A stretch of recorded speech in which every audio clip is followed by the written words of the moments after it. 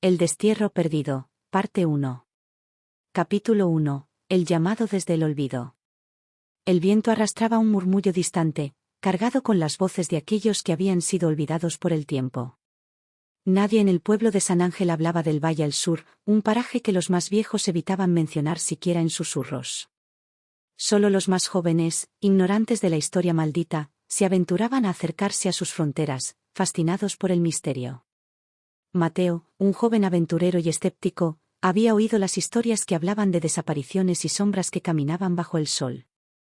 Lo consideraba una fantasía infantil, algo para mantener a los niños lejos de los riscos traicioneros que rodeaban el lugar. Sin embargo, en una tarde sofocante de verano, Mateo decidió probar su valentía. No le importaba lo que decían las leyendas, todo en ellas sonaba a advertencias exageradas. Pero cuando cruzó la frontera del bosque y entró en el Valle del Destierro, la temperatura cayó abruptamente, como si una mano invisible le arrancara el calor de su cuerpo.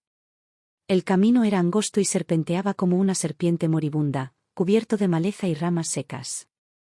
A medida que avanzaba, una sensación de opresión empezó a pesar sobre sus hombros. El aire era denso, y un silencio absoluto lo envolvía. Era como si el valle estuviera muerto, una tumba abierta que había olvidado su propósito. El destierro, lo llamaban, un lugar de tormento para almas perdidas, pero para Mateo no era más que un paisaje vacío. Capítulo 2. La aparición.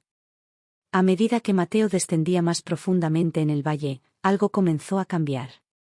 El suelo, antes seco y polvoriento, se volvió fangoso, como si la tierra estuviera saturada con años de humedad atrapada. Un hedor extraño, a moho y podredumbre, comenzó a flotar en el aire, obligándole a cubrirse la nariz. A lo lejos, vio lo que parecía ser una figura en medio de la bruma, una silueta delgada, casi incorpórea. Se acercó cautelosamente, sus pies chapoteando en el lodo. A medida que la figura se hacía más clara, pudo distinguir rasgos humanos, aunque retorcidos de una manera antinatural. La piel estaba pálida, casi translúcida, y los ojos, vacíos, parecían observarle sin realmente verlo. Era una mujer, pero algo en ella estaba irremediablemente roto.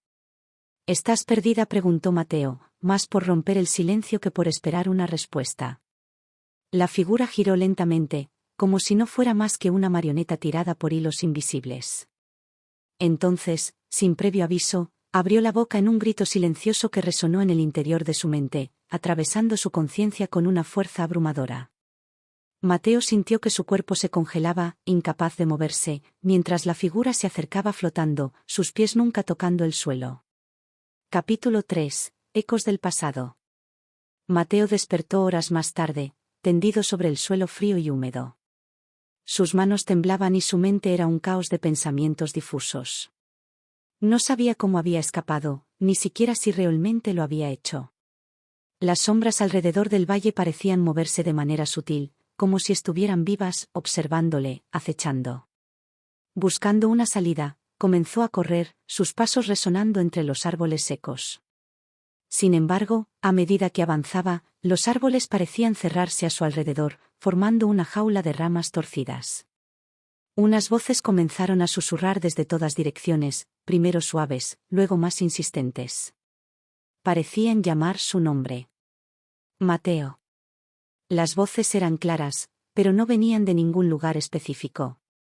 Eran las mismas voces que los ancianos mencionaban en las historias, las voces de los desterrados, almas que nunca habían encontrado descanso.